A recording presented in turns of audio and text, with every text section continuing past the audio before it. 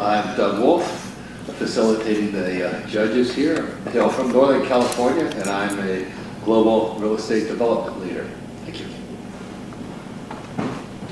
Hi, I'm Lisa Daggett, born and raised in sunny Southern California. I am in nonprofit management, and I also have an MBA, so kind of crossing the sectors. My name is William Schur, and I'm a native of Westchester, but I live in Dallas, Texas now. I had two careers. I was an Air Force officer and went into the Air Force Reserve and started selling ophthalmic pharmaceuticals for a career, but now I'm retired. Take it away. Awesome. Well, thank you very much all for being here. We are Greenback Consulting. To start things off, I wanted to give you a brief idea. Over the last century, oil was the defining resource of this country. Today, it is water. Water is a resource that we have all taken for granted. It's up to all of us, and it is up to you, water asset management, to make that change, and we are here to show you a brighter, more sustainable future. I'm Carvelis. My name is Ryan Stogie. My name is Adam Lee. My name is Joseph Lee. My name is Django.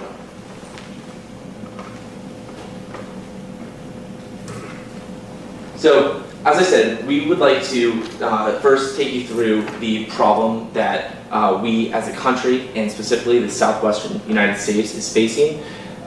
Then talk about the problem that water asset management is facing. Get into our proposed solution.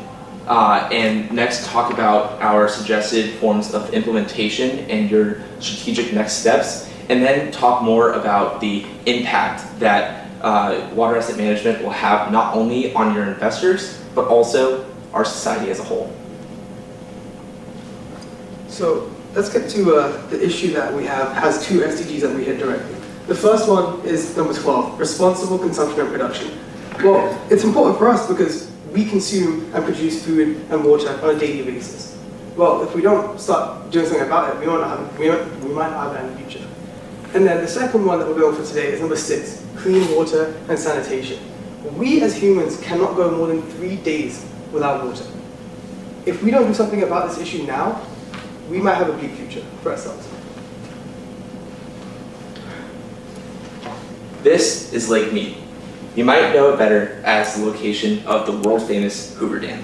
Well, Lake Mead is a reservoir on the Colorado River, and as you can see between these two pictures, since the turn of the 21st century, it has dropped immensely in its level of water. It has dropped nearly a third in its depth, and if you go to the next slide, we would see the bleak comparison between 2001 and 2015.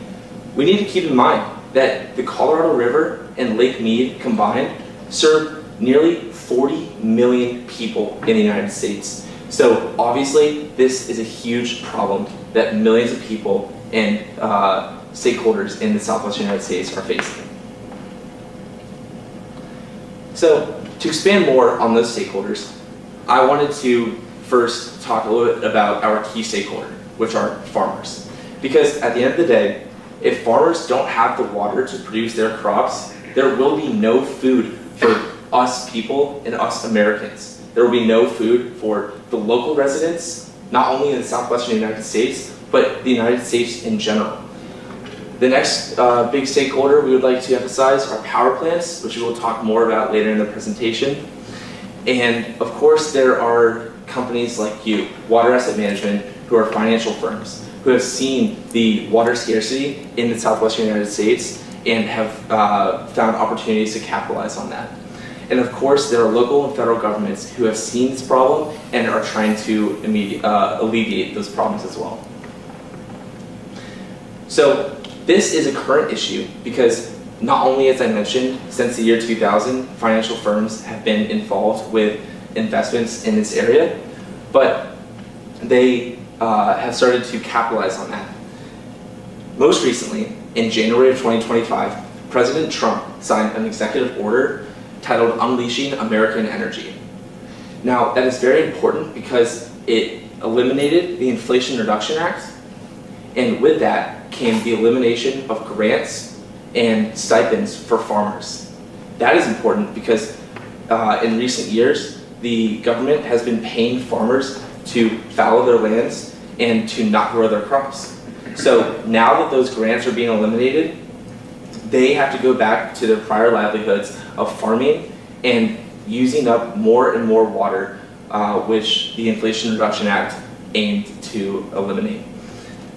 In September of 2026, coming up, there's going to be a water reallocation agreement. To give you some background, in prior years, the 7 states that rely on the Colorado River have been fighting over water rights and ensuring that all of their people, all of the 40 million Americans in this area have access to water. Not only that, but there are also Native American reservations that are being sidestepped and don't have the same access to water. So there are multiple stakeholder groups fighting to ensure that everybody has the same access to water. Thanks, Carter. So now let's take a closer look at one of our key stakeholders that we've identified, that being farmers. Now, in the state of Arizona alone, $1.19 billion was produced in 1 year just from agricultural sales. Now, that can be scaled up to show the impact when we recognize that there are 12,000 farmers who use the Colorado River as a life source for their crops. Did you know, in 1 year, 2/3 of the winter crops, not just in California, not just in Colorado, and not just in Arizona, but 2/3 of the vegetables in our grocery stores across the entire nation are provided from these farmers on the Colorado River. Now, because these crops are so valuable for the farmers, for their lifeblood and for their sustenance, but also to feed the entire country, we've identified them as the most crucial user of this Colorado River. And they are also the least advantaged member in this situation because they are not getting the water they need. Now, as my partner Carter discussed recently, they're being hurt by this situation.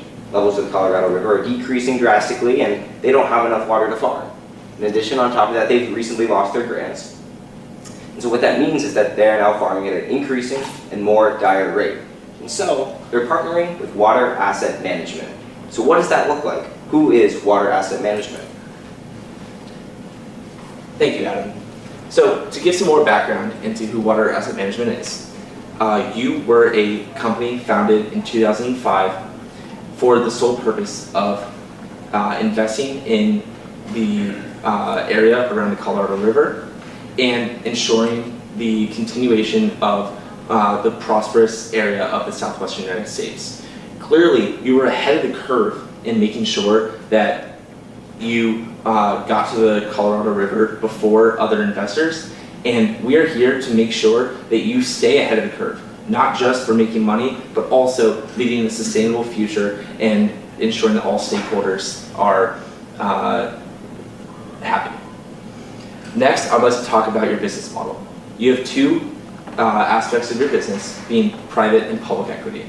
So you invest in many equities, such as smart water technology companies, for the purpose of aiding farmers in making sure that they are using water sustainably.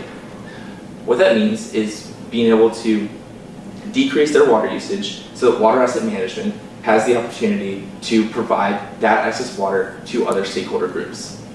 In addition to that, they engage in deals for water rights by buying up land and then selling those water rights to other groups, typically municipalities and local towns. Next are the stakeholders, as I mentioned.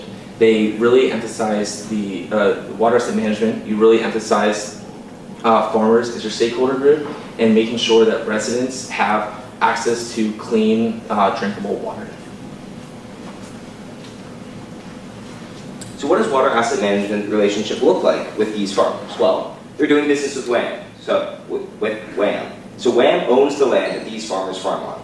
However, the farmers lie awake at night, for they don't know the next day that they're going to get water. They don't know if they'll have water in a month, in a week, or a day, because they know that water in the Colorado River is decreasing drastically, and they're afraid that just like that, water asset management is going to sell that land for a profit, and that's what they're afraid of.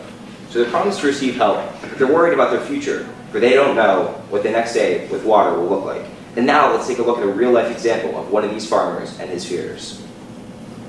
Our only source of water is the Colorado. So that river is your lifeline. That's it. That's all we got is that river. And that river is why someone new bought the land just down the road from his ranch. Water Asset Management owns that property. And when you first heard of them, what was your reaction? Surprise and concern. They are concerning. So clearly, water asset management, one of your sole goals is making sure that you make money. But you also want to ensure the continuation of this prosperous region in the United States. In terms of your objective, we pulled this from your website saying investing in water combines free enterprise with serving the common good and delivering measurable positive impact. Again, that's why we're here, to make sure that you continue to deliver on that positive impact. So the problem statement that we identified that you are facing is that you are currently not effectively managing water scarcity and thus enabling the continuation of negative impacts on the least advantaged members of society. So now we look into the ethical implications of this. One of the things we have to realize and understand is that water is not just a commodity. It is a vital, life-sustaining resource for our ecosystems and our communities. If we don't do anything about this, as my colleagues have mentioned earlier, those 40 million residents that rely and depend on the Colorado River, and the 12,000 farmers that also rely on this river will be impacted heavily. These farmers provide 2/3 of the food that we eat in this country. Those 12,000 farmers provide the 2/3 of the food in its entirety for this country. If we do not do anything now, it's going to be a bigger problem in the future.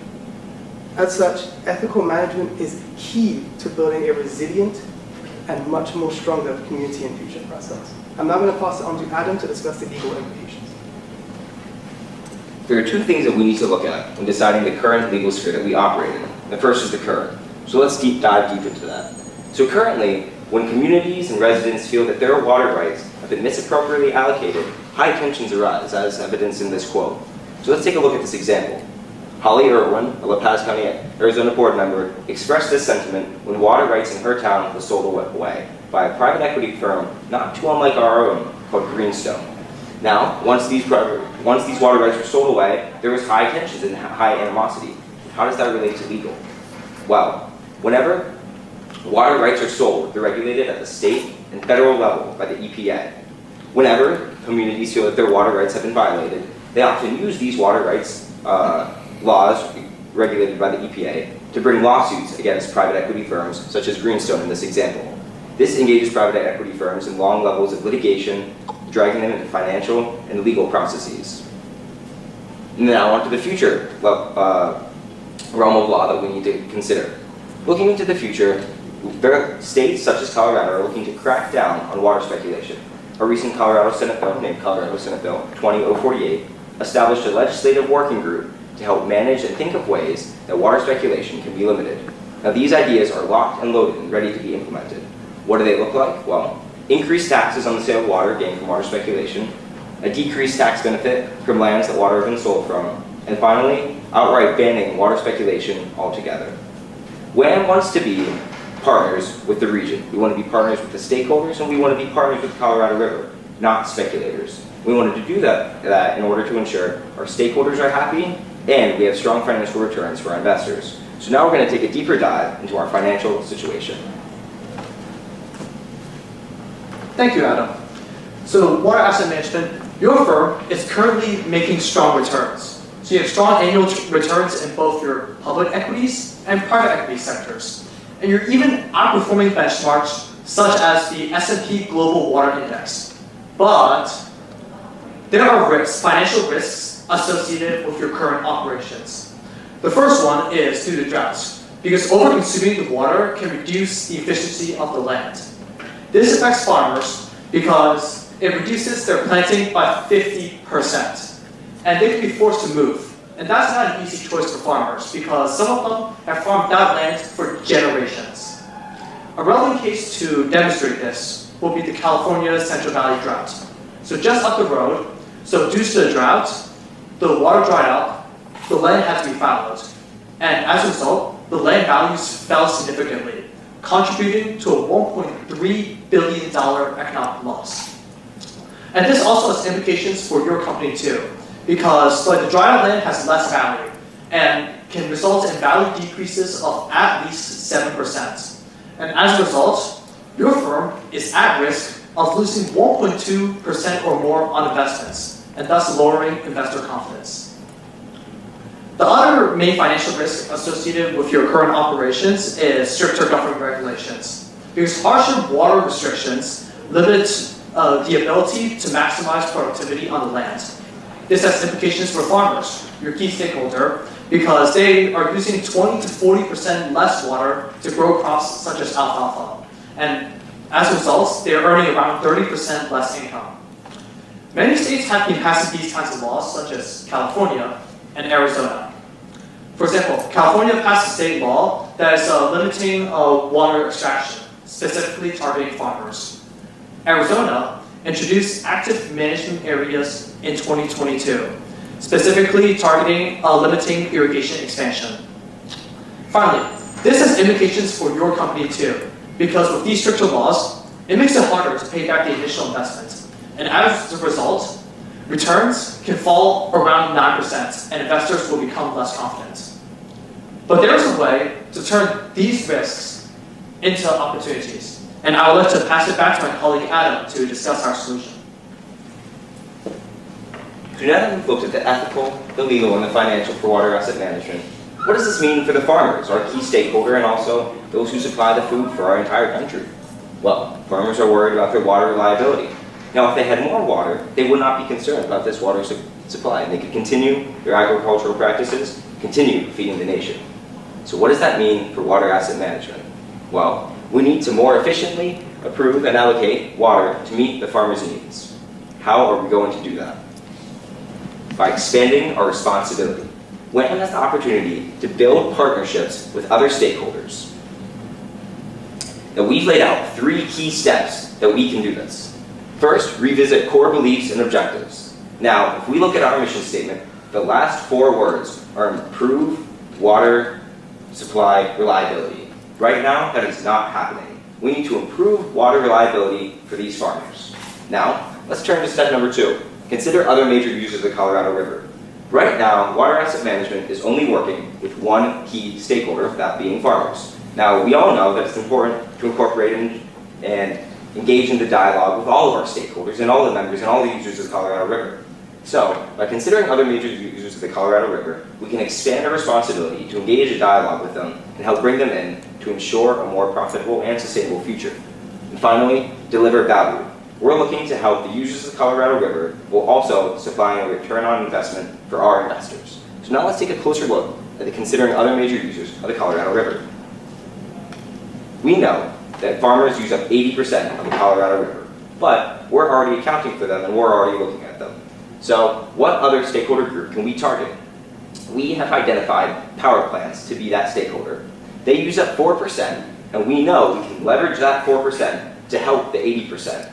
We can also help the 4% and the 80%. We're going to be doing this in a sustainable and profitable way for all. And now my partner is going to dive into the details of what that looks like for you.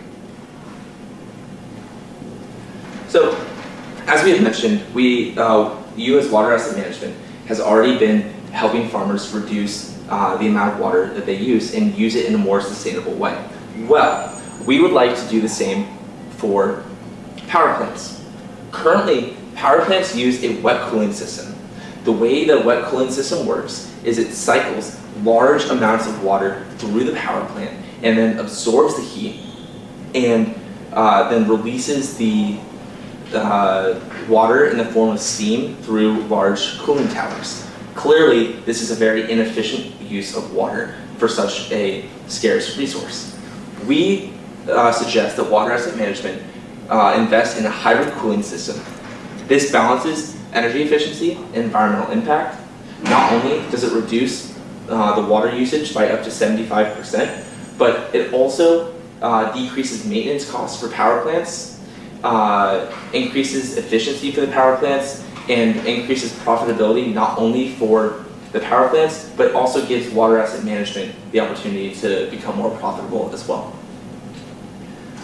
Step one in our solution is to invest in Nevada Solar One. We've identified them as a wonderful partner because they are located close to the Colorado River in Boulder City, Nevada. They also use large amounts of water because they are a user of wet cooling. They also draw water from Lake Mead. This is an illustration to show you how this works. So power plants would decrease their water usage, and then that water would then be used through water rights and sold to farmers so that they have more access to continue delivering food to all stakeholders in the United States. In terms of a circular model, this is what we have identified. Water asset management would partner with power plants such as Nevada Solar One by investing in hybrid cooling investments. This would lead to a reduction in water consumption and thus giving water asset management the opportunity to sell that water and provide it to more stakeholder groups. So how does that solution actually relate back to our SDGs that we mentioned earlier? Well, to recap, we have number 12, responsible consumption and production. By implementing our solution of hybrid cooling, not only do we reduce water consumption by 75%, this also then directly hits that target. The second target we have is number 6, which is clean water and sanitation. That saved water that we now have from the reduced consumption can go back to the farmers, go back to the people that actually need this water. So that feeds into how we expand our responsibilities, ethically speaking. So our solution, as I mentioned already, reduces the water consumption. It improves the livelihood for all 12,000 farmers, as well as the 40 million residents that require and rely on this water. The fairness improvement is so great and efficient as well. In addition to that, our model integrates return on investment with the social and environmental care. And with that, I'm going to pass it back to Adam for legal. So we've identified the current legal sphere and the future legal sphere that we need to address. And here's how our solution does that. First, the current. By ensuring all groups and all stakeholders have the adequate and appropriate amounts of water, we lower the risk of lawsuits. These groups are no longer hold this animosity and this hesitation towards private equity firms, and thus there's a lower risk of lawsuits. Additionally, it puts us outside the legal definition of water speculation. As I've quoted down there, water speculation refers to securing the water right, the motivation of profiting. Use of the water right is not the speculator's main use of purchase. Taking water rights from power plants and then providing them to farmers is not water speculation. And by putting ourselves outside the legal definition of speculation, it helps put us outside the future increases in taxes and maybe even prohibiting water asset management's entire business model. At the end of the day, water asset management wants to be partners, not speculators. We want to be partners with our stakeholders, partners with new stakeholders, and partners of the Colorado River for a more beneficial and sustainable future. And that provides both benefits for the stakeholders and our investors, which my partner Jaya will now go deeper into the financial implications. Thank you, Adam. So as the team mentioned that we are helping the power plants reduce their water consumption and increase their efficiency. Based on market research and industry benchmarks, we can see on the left-hand side of the screen, we would save up to 75% of the water consumption for these power plants. And also, we would increase their consumption or increase their efficiency by 18%. What does that mean for your company? That means you're able to save up to 150 million gallons of water. And just to put that in context, that is 230 Olympic-sized swimming pools that we are saving over here. Now converting that into the financial returns, that means your company would be able to generate about $920,000 annually by selling this water to other stakeholders like farmers and helping them with their needs. Now moving next, our team conducted cost-benefit analysis just to ensure that the solution that we are providing you guys is financially feasible. For that, we compared some of the metrics that are commonly used within the industry. On the top, you can see we have the payback period of 10 to 11%. And the graph explains that at the end of year 11, your company would be able to recover the whole upfront cost and see pure profits. But now the question would be, why is the payback period so high? So the hybrid cooling system is an expensive investment. However, we want to remind your company that you invest in long-term assets for long-term benefit. So this solution perfectly aligns with your current financial strategy. The next metric, we have return on investment. As you can see over here, we have a return on investment of 9.2%. And this again aligns with the industry returns and your current returns from some of the other assets. Now the third metric that we have is the increased profit margin. So because the power plants would be reducing their water consumption and increasing the power efficiency, they would be able to see an increase of profit margin of 1 to 4%. This is really important for your company because you will be able to establish a long-term partnership with such stakeholders and able to maintain them in long term. Now moving to the other part. So you might be wondering, how does seeing that 150 million gallon of water help you and other stakeholders? So talking about the first stakeholders, which are prime and key stakeholders, are the farmers. So first, they would be able to grow crops like alfalfa, which is an important part for them. Why? Because that crop alone contributes $47 billion to the US economy. The second benefit is that it has 3 times higher yield than any other crop that they're currently producing. And the third benefit is 70% higher revenue from this crop. Currently, the farmers are being forced to give up this crop just because of unsustainable source of water and inconsistent source of water. However, providing them more with surplus water, they will continue growing this crop. The next benefit is the stabilized input cost.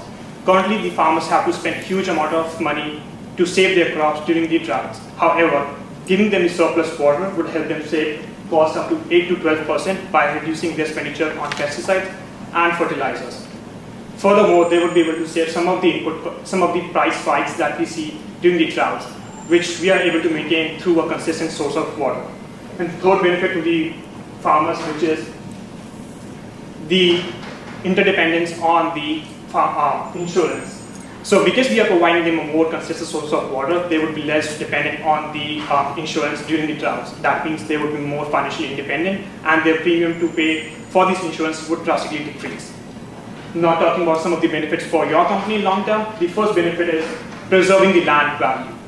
If you are able to preserve the water levels that are currently there, that will maintain the value of the land, which means that you will be able to capitalize on the increased land value, which is expected to grow by 5% annually, and you would be able to avoid the risk of reducing the land value from $4,000 to $1,000, overall helping you maintain the value of your current portfolio. The second benefit is the growth in rental income.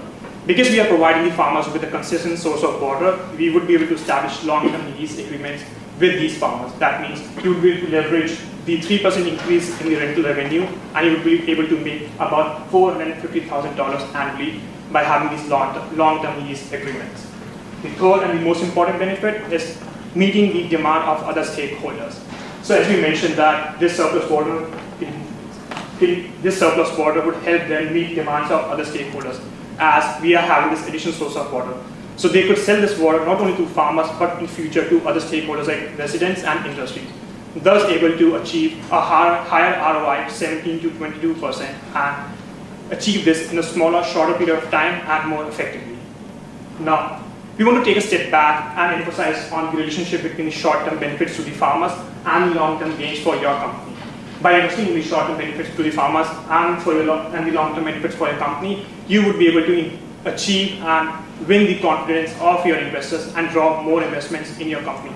That means you're not only making money for your company and for your key stakeholders, which are the farmers, but also for other stakeholders like the power plants and your investors. Now I'm going to let Joseph, my colleague, to wrap up the conversation. Thank you, Giant. So to wrap this all up, my team and I have identified gaps in your current business model. It's not meeting the sustainability development goals, and it's not meeting the needs of the farmers' needs for water. And yet, these farmers are so important to the nation because they provide our food supply. And yet, there's an opportunity right in front of you to generate strong returns sustainably. And that can be achieved if your company expands responsibilities. It can do this by investing in hybrid cooling for power plants, such as Nevada Solar One. And when discussing the impact of this solution, consider the triple bottom line. Profit. Your company will generate even stronger returns. People. You'll be meeting the needs of farmers. Seeing that their water is essential not just for their living, but for their occupation, which supplies the nation with food. And planet. your company will be operating in accordance with the Sustainable Development Goals and will be paving the way towards a more sustainable future for the Colorado River area. Thank you.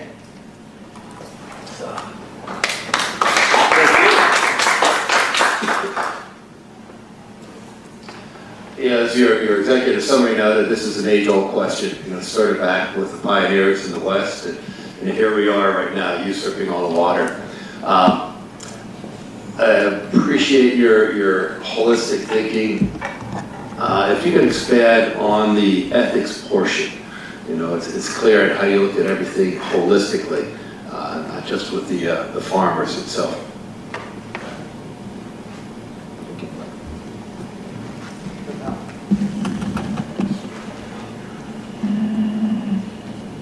So in terms of the ethics, the biggest problem that we found with this issue right now is predominantly that we as a country rely so heavily on these farmers, right? As I mentioned throughout the presentation, there's 12,000 farmers that rely on the Colorado River.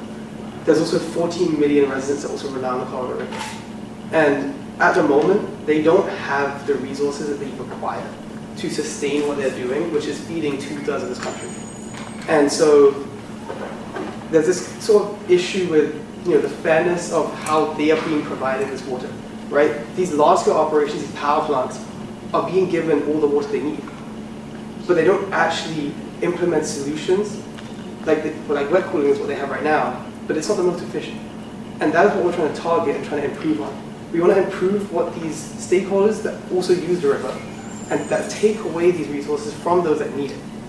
And so kind of when it comes to how we're fixing the solution, it's that little kind of that circle right there, which is we want to reduce what is being used and then kind of give it that excess back to those farmers and back to the people, most importantly. Does that answer your question?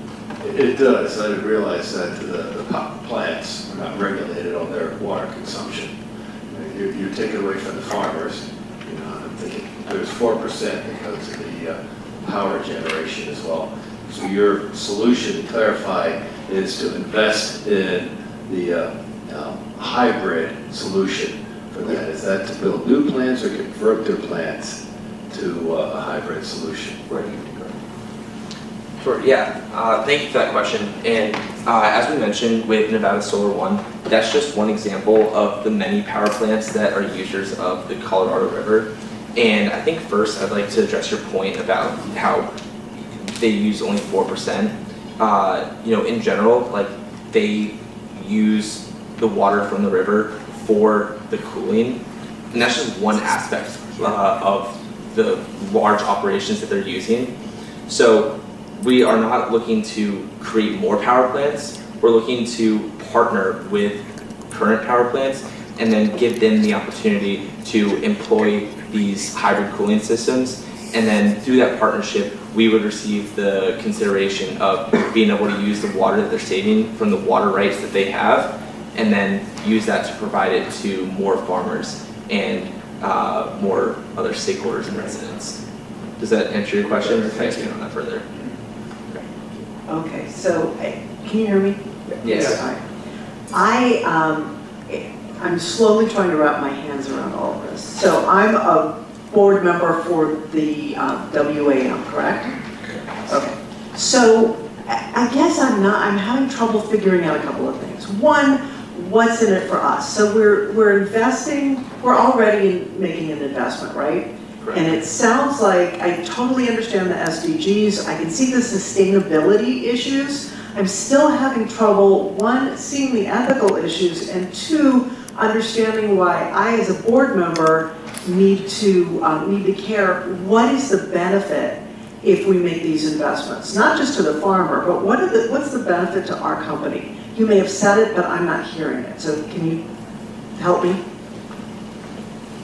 New values to life, long-term benefits to value. Yeah, of course. So I'm gonna So I'm gonna walk you through some of the benefits quickly. So first one is currently our company invests in lands. They hold these lands and they plan to sell off these lands once the water prices increases. However, we could use this land for better purpose while also helping the local community. So what we are doing is getting the surplus water from the hybrid, from the power plants and selling those excess water to the farmers. That is helping you, that is helping you to preserve the value of the land that you currently hold, so that you can still sell that land in future at a good price and capitalize on the increasing land values. Now quickly going over the second benefit, which is the growth in the rental revenue. Just because you want to preserve the value of the land, you are forcing the farmers to fallow the land and trying to preserve the water levels. However, because we have this additional source of water that's already helping the farmers, you will be able to make money by the rental income also, because now you have this additional source of water. And as you can see that the rental prices are growing at 3% annually, so you can make about $450,000 by renting all your lands to the farmers. The third benefit, which is expanding or like taking advantage of new revenue source. Once you have met the demand of the farmers, you can scale this business and partner with other power plants to sell that water to other stakeholders like residents and industries, and you will be able to achieve even a higher ROI of 17 to 22% and also increase your private equity growth. The whole goal is to increase these investments in a sustainable way by ensuring that we are meeting the demands of the stakeholders and winning the confidence of the stakeholders. So as a board member, you are always concerned about the returns to the investors, right? So because we are able to generate this consistent revenue growth and increase the value of assets that we have, that will help your company overall to grow. I hope that answers your question. Yes, and I think I just needed to hear it all again. I appreciate the land value aspect, tying with your investment. I'm going to be the disruptor. The cooling water, if I have my numbers right, is 4% of the water usage that you guys are talking about. So, no pun intended, a drop in the bucket.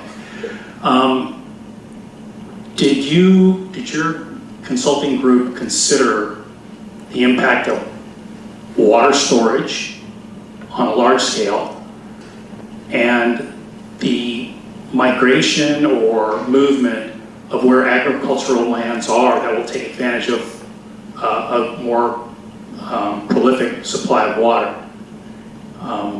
through tax incentives, or, I mean, these are long-term, these are not quick fixes overnight, but to get traditional farmlands moved to places that are sustainable.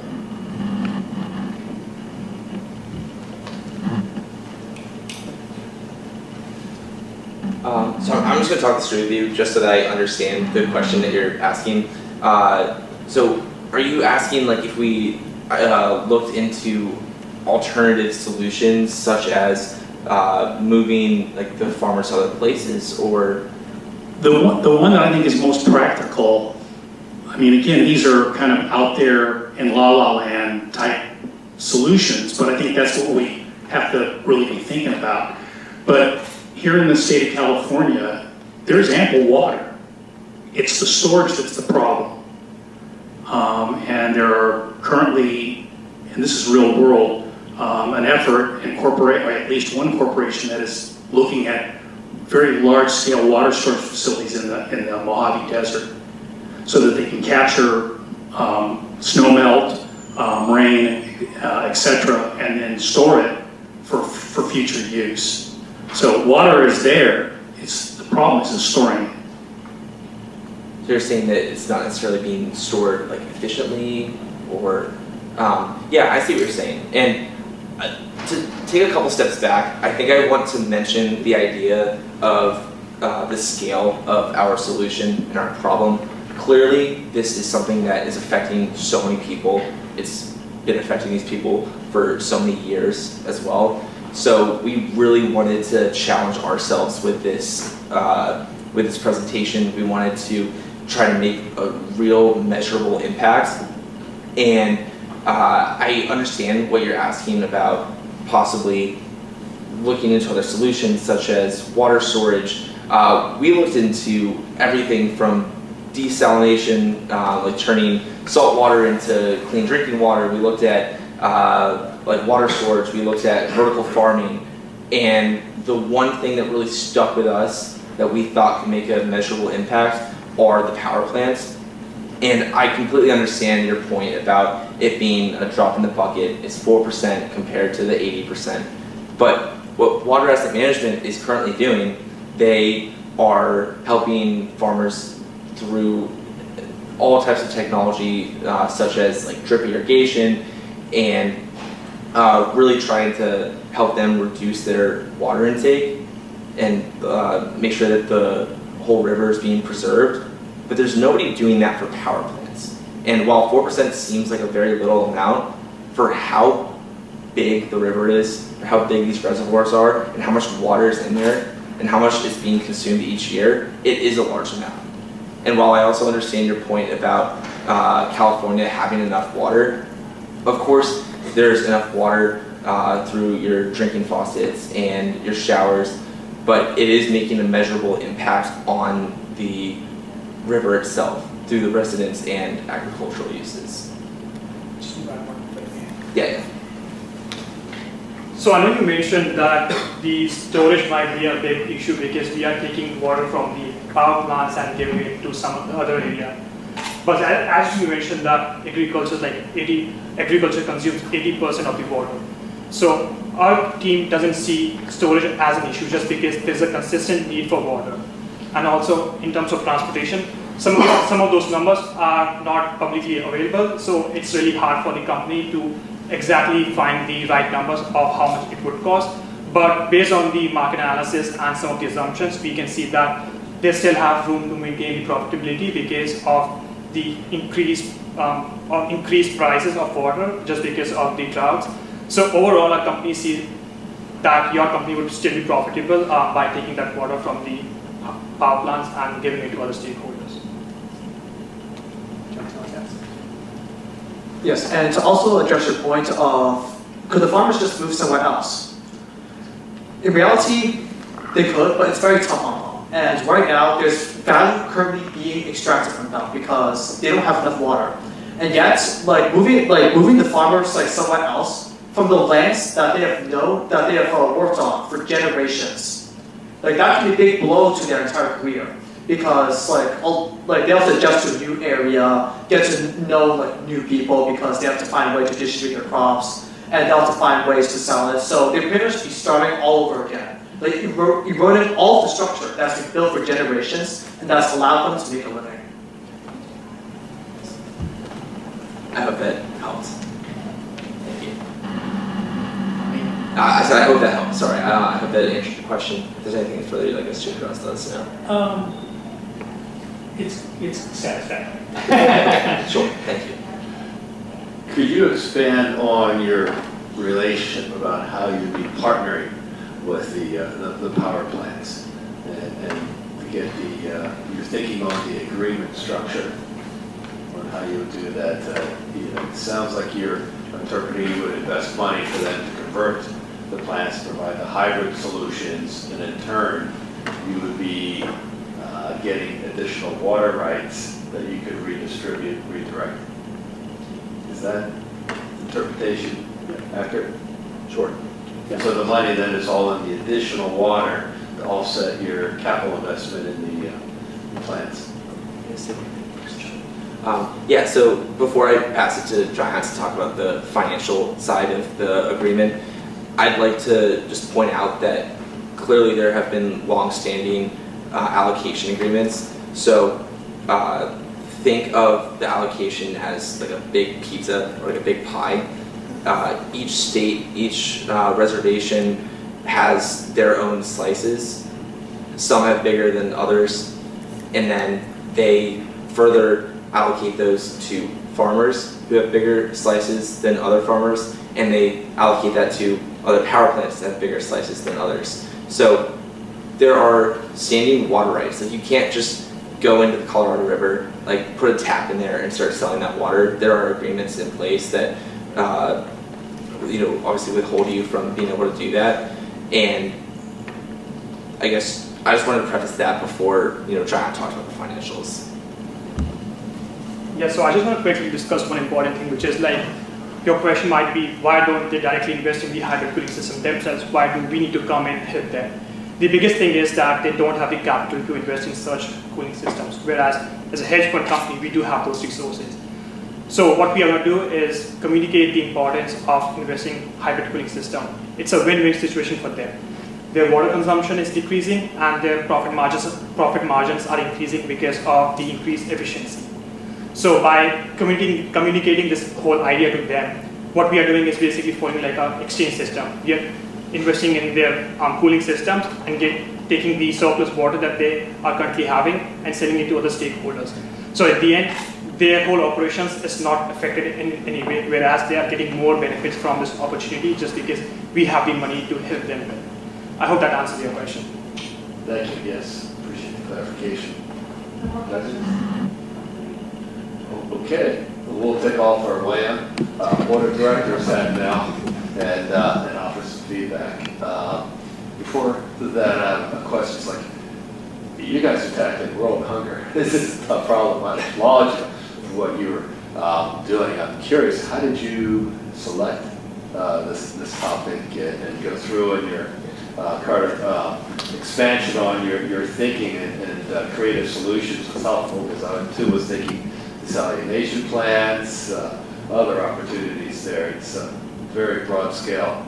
Yeah, I mean, it's a great question. So we spent a lot of weeks doing a lot of really intensive research diving into all the different types of solutions. But to answer your first question about like where this kind of came from, is I actually took a geography class as an elective last semester, and this was one of the problems addressed in it because it's such a current issue that they felt the need to like bring it up and to kind of teach us about this. And so we were sitting there and we were brainstorming ideas, and I thought, well, hey, we learned about this in my geography class, and we thought it was such a nuanced perspective and such a nuanced take because it has such an impactful role right here. I mean, we're all drinking water. It's something that affects everyone in this room, and at the end of the day, it's one of the states that we're in right now.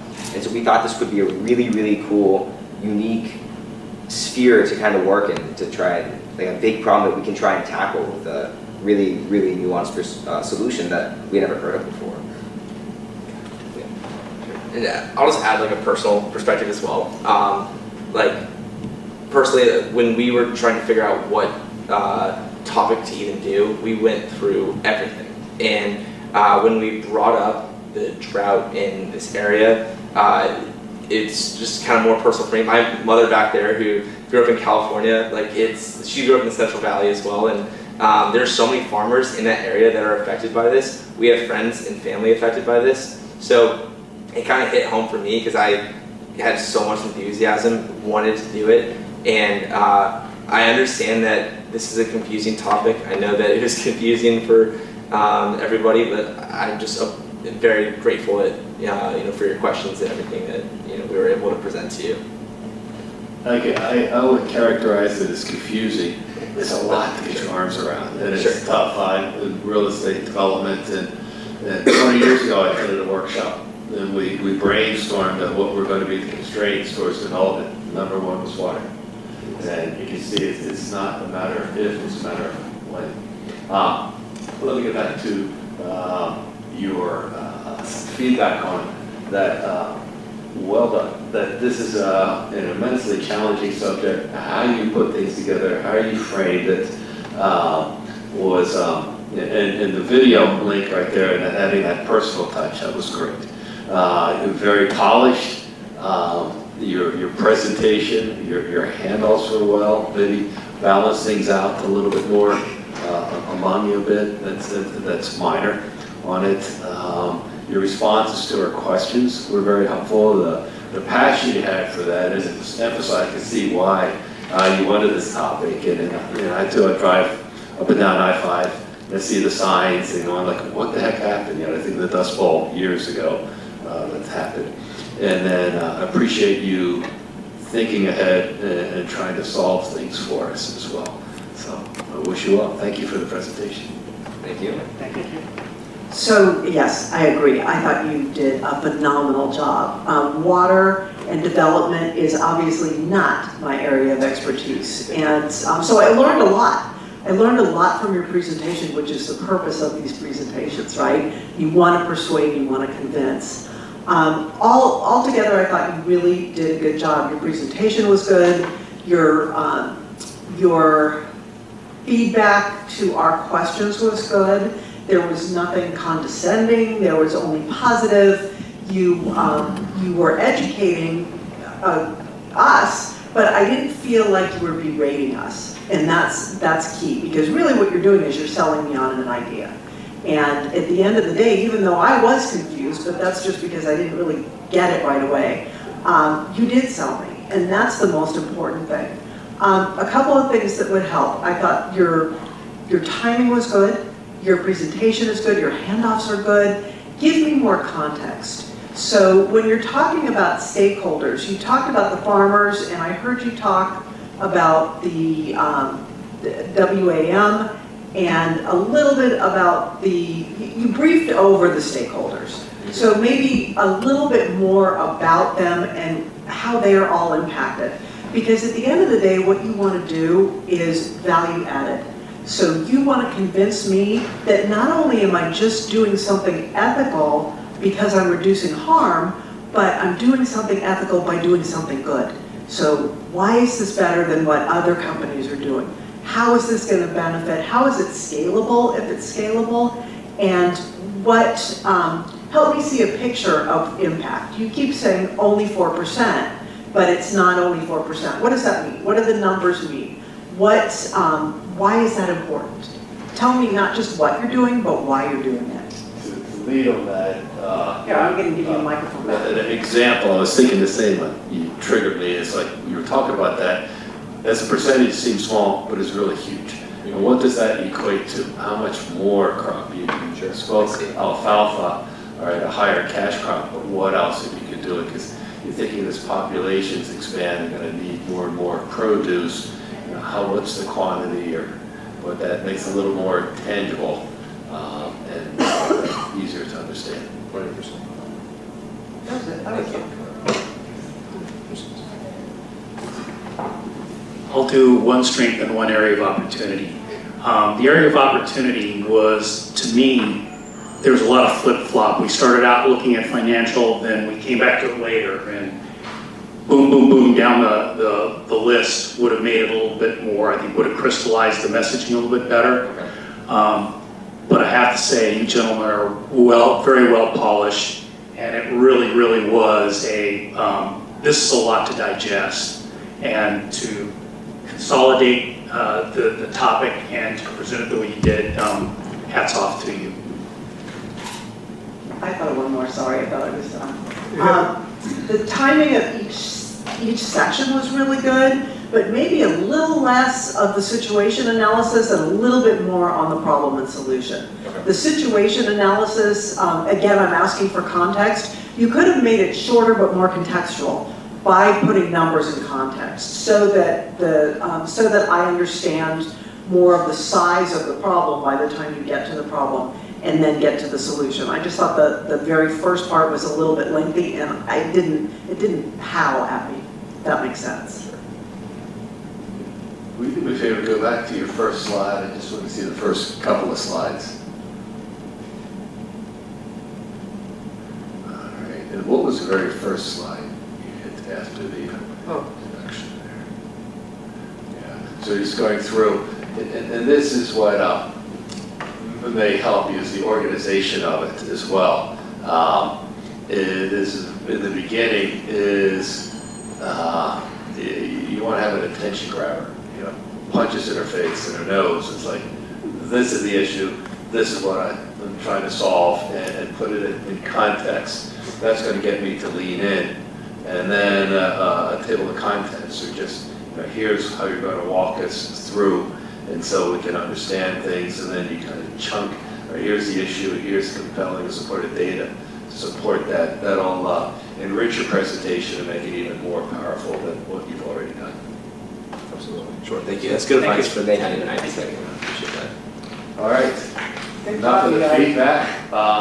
You guys, how did you come together? 5 guys, I'm looking at your background, diverse, enterprise risk management, computer science, finance. And I mean, you have a broad group, which is great. So I was curious how you even work together. You're just tough enough with 3, let alone with 5. So I'll give credit where credit's due. So we have a team captain on Quilla. Her name is Michelle Darnell.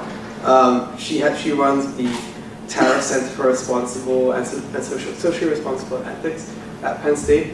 And so we basically kind of got together because of that kind of commitment to building our ethical skills and building how companies as a whole improve their ethics. So all of us come from different backgrounds. I'm from a computer science background, very, very different, this especially. And I really wanted to just, learn more about how, one of the biggest things is AI, kind of that's a key word nowadays, every single day we mention AI. And so personally, that was how I wanted to get involved, how do we use it more ethically? And then kind of expanding that, expanding that to, different aspects. Water, for example. Okay, so you had to pick a good topic, for the region, because you don't worry about the Susquehanna River. You can see how you picked the Colorado. Yeah. I was curious, how did you choose your degrees, and then what do you want to do with it after you graduate? I have the mic, so I'll start. How did I choose a degree? Honestly, I've been playing games since I was like 2 years old. When I grew up, it was the difference between going from a TV that's huge and chunky to nice and thin.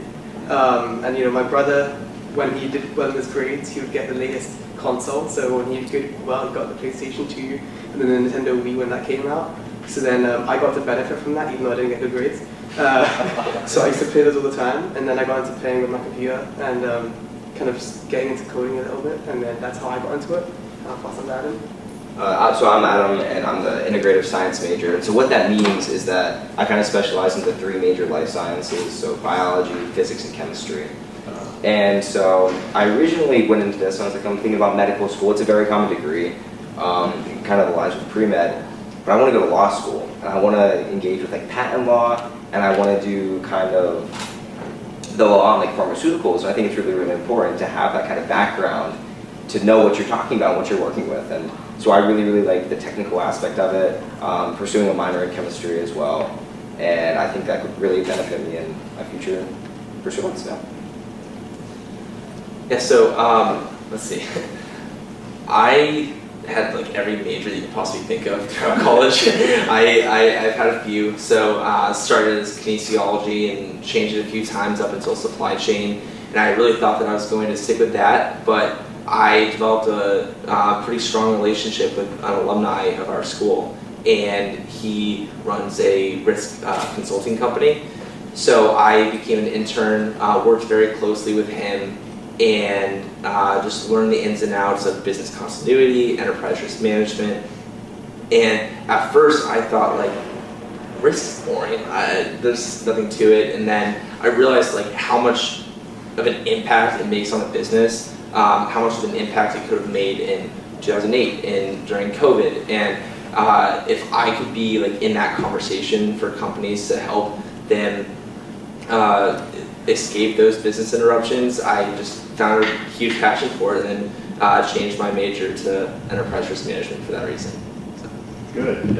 It's like playing chess where you have to know the end and then work your way back. And Yes, exactly. Very strategic and thinking about all the moves and contingency planning there. And it's big old corporations, and the ones that don't do it are the ones that don't do well. Exactly, yes, yeah. So it's been very interesting going through these classes. It's a newer major in the business school. Yeah, I've just really enjoyed the classes I've been able to take. Thank you. Thank you. So for me, I'm Joseph, and I'm a finance major. So my journey, to get into finance, it started in high school. I didn't know what I really wanted to do yet until there's a point that I met new friends, and they introduced me to the world of finance, investing, and business. And that's when I really started getting into it. So throughout college, I've been involved in many different areas like finance orgs, this case team, and it's taught me a lot about not only my major or how to make better investments, but also even advise companies such as Water Asset Management in this presentation about how can they generate financial returns while still being sustainable.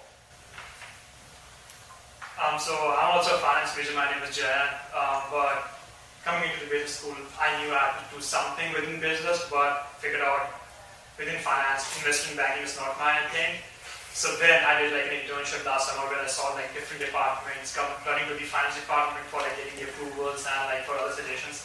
I thought like the finance department itself had like so much power and so much impact on the company as a whole, and that really motivated me to like continue my learning in a specific area, and that's why moving forward I really want to like work in the corporate finance area and like expand my knowledge more on this. So that was my reason. Well, thank you.